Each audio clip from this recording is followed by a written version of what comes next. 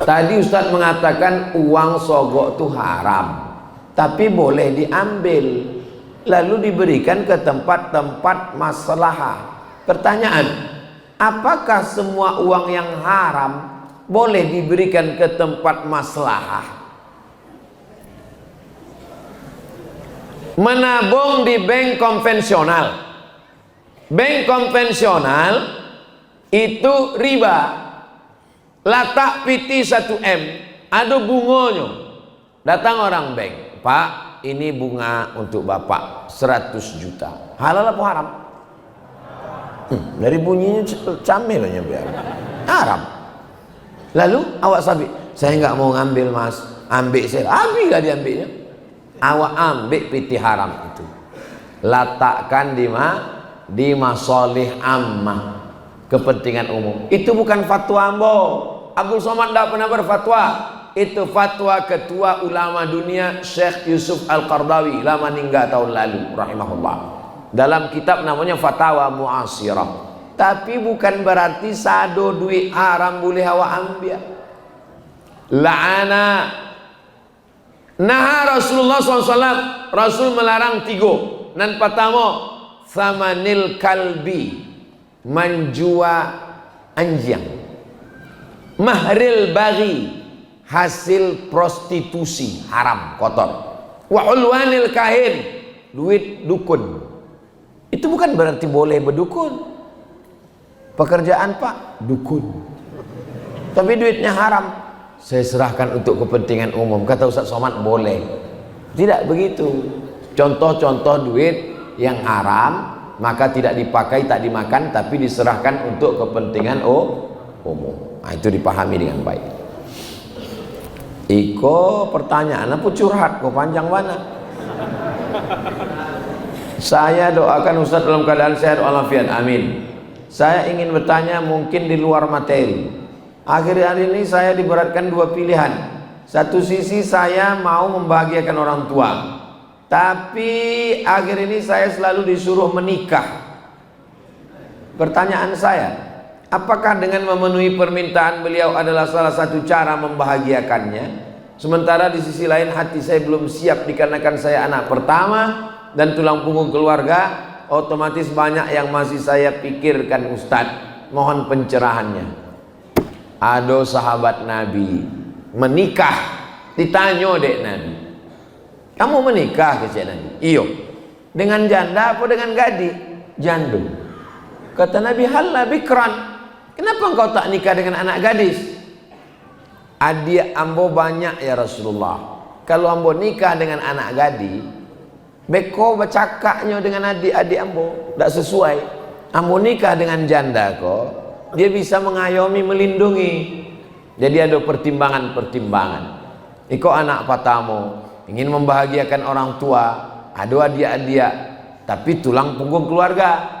Amak menyuruh nikah, maka carilah perempuan yang bisa sekaligus tulang rusuk dan tulang punggung. Anak tunggal, semata wayang, amehnya banyak, ladangnya lawe, apaknya sedang di ruang ICU. Solihah. Nah itu yang mengerti. Sebelum nikah lagi tahu dulu kayaknya, ambo kok anak patamo, apa jo ama ambo, dia adik ambo lah tulang punggungnya. Beko kalau awak menikah, apa adinda siap menerima segala konsekuensi ini semua? Keceknya, jangankan surat-surat tanah dan oto ikoda, nyawa ambo agiakan anu. Cuma sayangnya nanambo ceritakan kok cuma ada di sinetron religi saja. Tapi insya Allah, Allah akan menemukan orang baik, ditemukan Allah dengan yang baik-baik insya Allah. Kalau jodoh takkan kemana, tapi saingan di mana?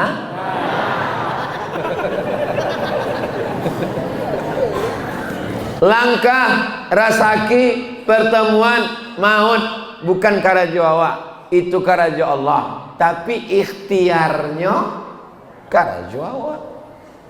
Ikan nanado di dalam lawi, nanado di sungai, nanado di kolam, itu adalah urusan Allah. tapi mengambil buluh bambunya, memasang matokail pancingnya, mencari caciang dan kataknya, itu urusan awak, latakkan.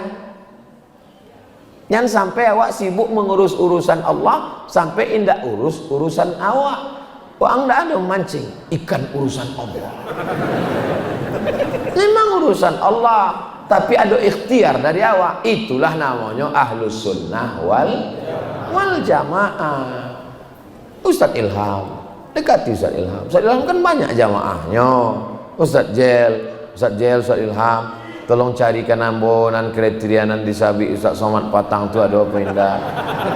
Kecik Ustadz Ilham kalau ada bantu itu untuk apa mau bagi kang? Kalau kang bos surang ke sih.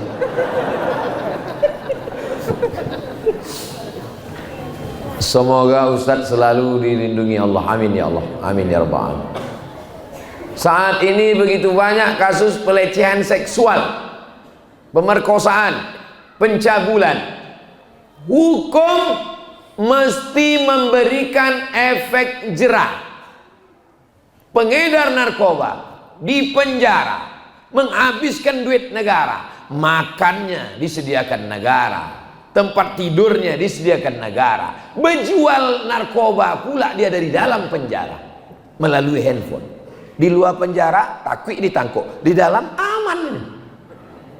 Maka hukum yang paling tepat untuk pengedar narkoba adalah hukum mati. Ambo tausiah di Kanwil Kemenhukham. Pak Kanwil kok Kristen, Protestan. Menurut saya Pak Ustadz Somad, pengedar narkoba itu ditembak mati saja. Apa Pak kok? Apa alasan Pak Kanwil kecek ambo? Tidak seimbang jeritan dia waktu ditembak dengan jeritan orang yang tak bersalah di kampung-kampung pakai narkoba. Tembak itu cocoknya Pak. Saya gak setuju saya penjara-penjara. Tembak cocok. Dalam hati ambo, gua banget ini. Emang itu cocoknya. Siapa yang menetapkan hukum itu? Melalui undang-undang. Siapa yang duduk di undang-undang? DPR RI. Makanya pilih orang yang kalau dia duduk tanya dulu, Bapak nanti kalau duduk di situ apa yang sikap Bapak terhadap narkoba? Apa yang akan Bapak lakukan terhadap? Begitu juga tentang pelecehan seksual, pemerkosaan, pencabulan. Kalau dia sudah menikah, tidak ada jalan lain. Hukumannya adalah hukuman mati. Kalau belum menikah, dicambuk 100 kali. Tapi kalau baru 75 lah mati, jangan ditaruh ikan. Cambuk 75, matinya. Berhentilah, stop. Jangan 100 ini. Enggak. Mengeluh sipir-sipir Pak polisi di penjara menghadapi sulit. Makanya terapkan hukum ini. Bisa tak diterapkan hukum ini? Bisa. Melalui apa? Kesepakatan. Sepakat semua bahwa pemerkosa hukum mati. Bisa.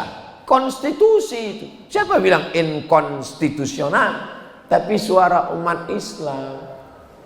Pemilu 1955, Masumi, suara tertinggi zaman itu tidak melebihi 40%. Suara umat Islam paling tinggi 30, 35, paling tinggi tahun 55, hampir 40. Yang lain dikuasai oleh suara liberal, komunis, ateis. Ini perjuangan dakwah. Buya Hamka rahmatullah alaih meninggal, masalah tidak selesai. Buya Muhammad Nasir meninggal, masalah tidak selesai. Ustadz Somad meninggal, masalah tidak selesai. Kita dikirim Allah ke bumi bukan untuk menyelesaikan masalah, tapi kita berbuat. Allah tidak akan tanya kita, sudahkah kau selesaikan masalah? Tapi paling tidak kita berusaha menyelesaikan masalah-masalah. Masalah pendidikan, masalah pelecehan seksual. Bagaimana seorang korban dapat menerima takdir yang terjadi pada dirinya? Ada korban, lalu kita nasihati si korban, terimalah semuanya ini adalah takdir dari Allah, sabar ya. Coba balik, coba balik, coba balik. Seandainya kita yang jadi korban, datang orang menasehati kita, datang orang menasehati saya, Somad, sabar ya, muncung lang sabar. Itu kan enggak orang kanai.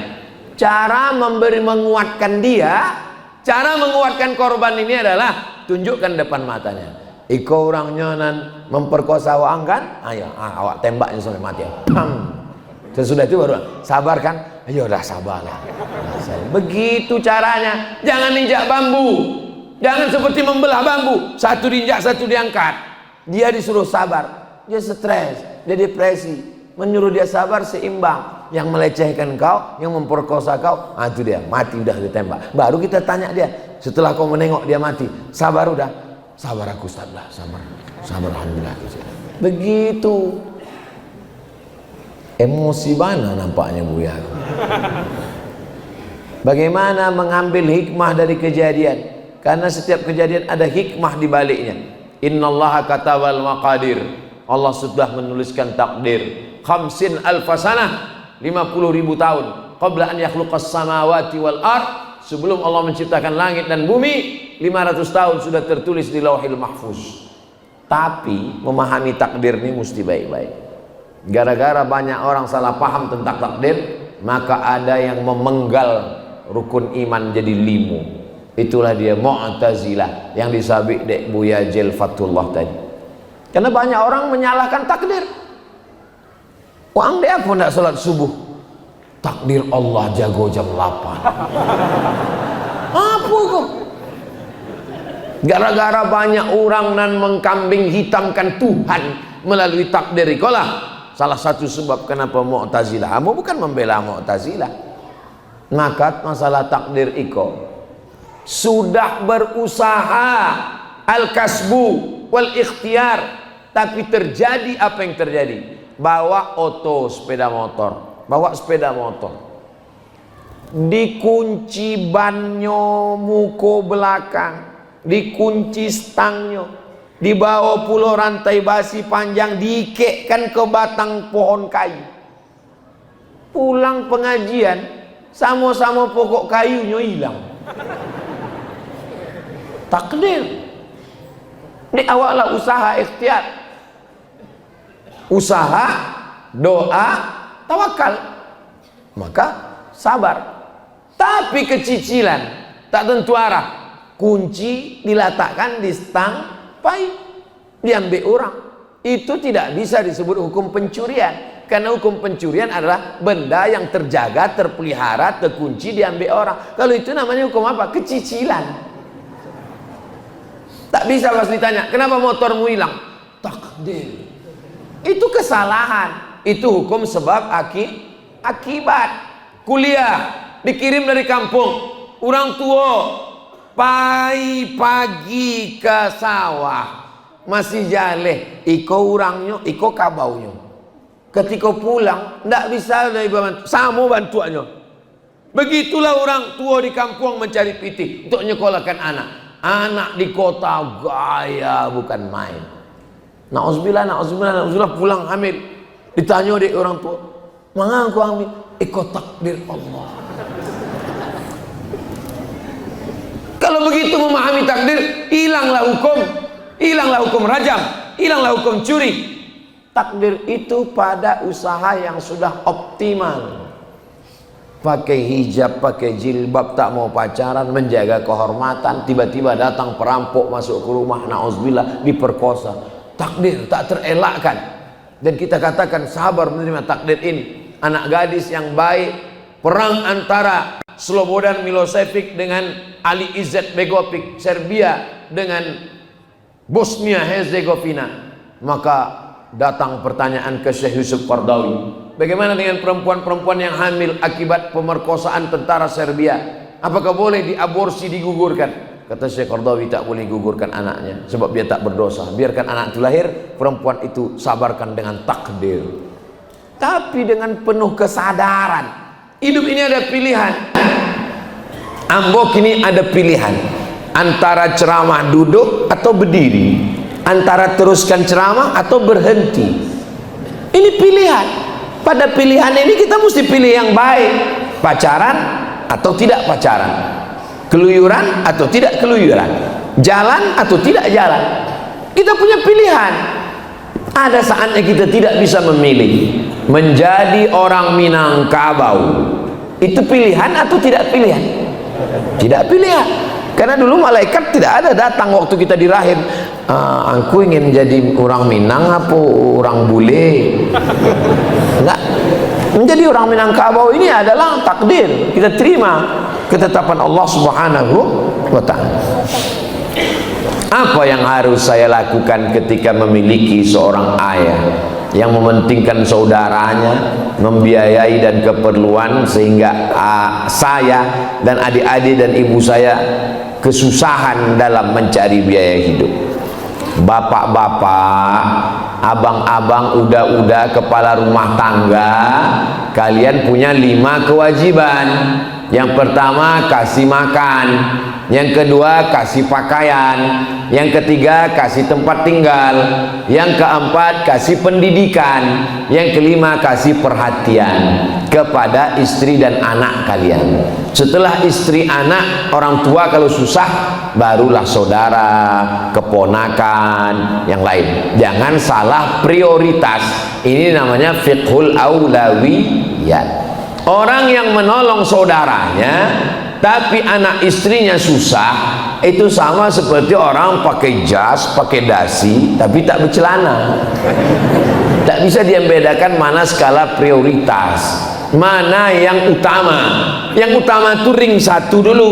Ring 1 saya siapa? Istri, anak, orang tua kalau tak mampu. Maka ini mesti dicukupkan dulu, berlebih baru melimpah kepada yang lain. Nah, ini ajaran agama Islam. Kembali kepada ajaran agama Islam.